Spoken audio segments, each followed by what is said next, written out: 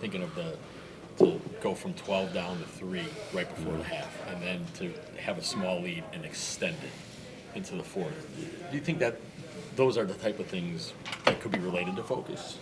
Yeah, I think that there's times this season where we could have been in that situation, and wheels may have fell off a little bit, but I attribute that to Ryan Rollins. I think he came in the point guard position, made some good plays, and he made some timely plays at that. Was able to get the team organized and got us where we needed to be.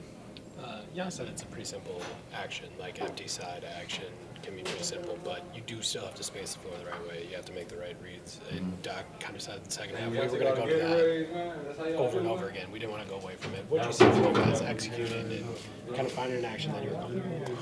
I think it's something that we work on. We work on it tirelessly, every single day. It's a beautiful thing when you're able to actually execute it in the game. We have someone who's such a force like Giannis. Obviously, it just draws a lot of attention, and the whole league is doing it. It's a copycat league at that. I think that we're not reinventing the wheel or anything like that, but execution on simple things like that are important, and we were able to do that tonight.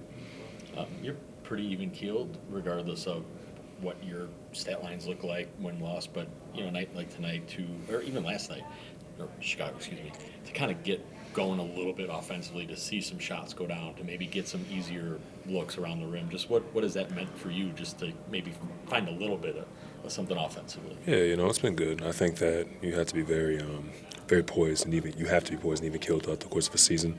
With myself, this is the first time I've embraced being uncomfortable. You know what I mean? Just with the role change, for myself, and changing everything I've done, over the past couple of years. The things that I've done in the past aren't necessarily what's asked of me to do here, and I think now I'm just really trying to embrace being uncomfortable. There's going to be games like, tonight where, I have a good stat line, and there's going to be games where, the stat sheet doesn't really necessarily show, the impact I have out there on the floor. So, I think you have to be kind of up and down. It's easy to let your mind kind of take over and, let doubt creep in and whatnot, but it's just not really how I'm built. I think that I've been here long enough to know that there's a law of averages, and you just got to continue to keep putting the work in every single day, and, the continuity of it all will just add up, and that's what I do. I think there's a possession where you're a part of it, but there's multiple possessions where there's extra passes, right? Where it's, I got to open 3, but one more.